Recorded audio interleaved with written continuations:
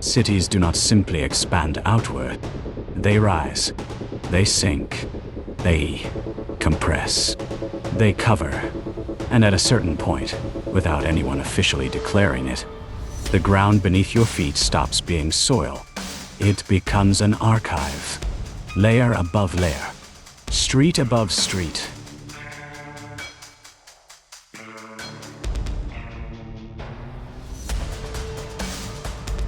A civilization walking on top of itself.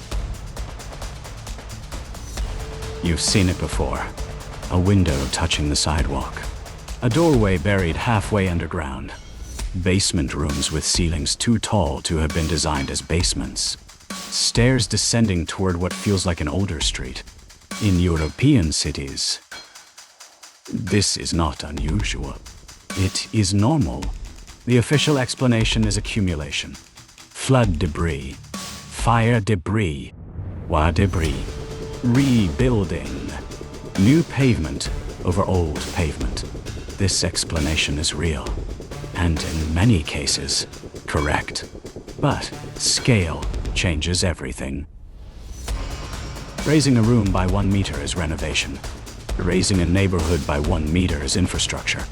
Raising an entire city by 1 meter is engineered geology. Think about the mass involved. 1 square kilometer raised by only 1 meter requires roughly 1 million cubic meters of material. Not metaphorical mass. Physical mass. Stone, dye, soil, brick, debris, transported, placed, compacted, integrated into a city that must continue functioning while the operation happens. And this is where the second library opens. The first library explains why cities accumulate. The second asks, how did the system sustain the logistics required to make that accumulation possible?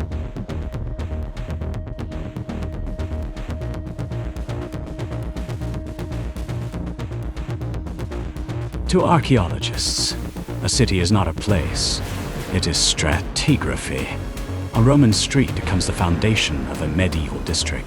A medieval district becomes the basement of a modern building. Nothing fully disappears. It compresses. The visible city is only the latest surface layer stretched over older decisions, older disasters, older systems, older lives. And this creates a strange psychological effect. We think of history as distant in time, but history is often physically close, sometimes only a few meters below us. Why cover old structures instead of removing them? Because removal is expensive. Because rubble is useful. Because old walls stabilize new walls. Because after disaster, speed matters more than perfection. After floods, cities rise. After fires, cities rise. After epidemics, cities reorganize. The old city becomes structural support for the new one. Covering is not concealment. Covering is survival.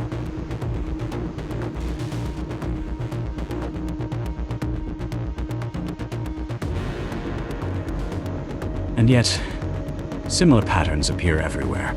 Buried arches in Prague, lowered streets in London, underground levels in Rome, subterranean infrastructure beneath modern American cities. The same visual language repeating across civilizations separated by geography and time. Why? Because cities are machines that cannot stop. Traffic changes, drainage changes, population changes, technology changes. The city edits itself continuously. Raise this street, bury that foundation, seal this entrance, expand this layer. At some point, the original city stops being visible, not because somebody hid it, but because the next version of civilization needed a floor to stand on.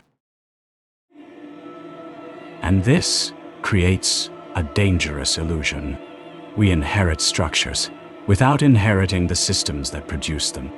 A buried doorway looks mysterious because we no longer remember the decisions that buried it. The logistics disappear. The labor disappears.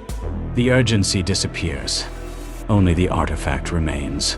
And once the system memory vanishes, people begin inventing explanations.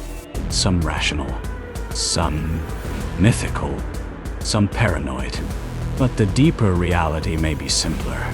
Civilizations are constantly rewriting themselves while standing on top of previous versions. This is where the double library matters. The first library tells the narrative. The second tests physical reality. The first says, cities accumulate over time.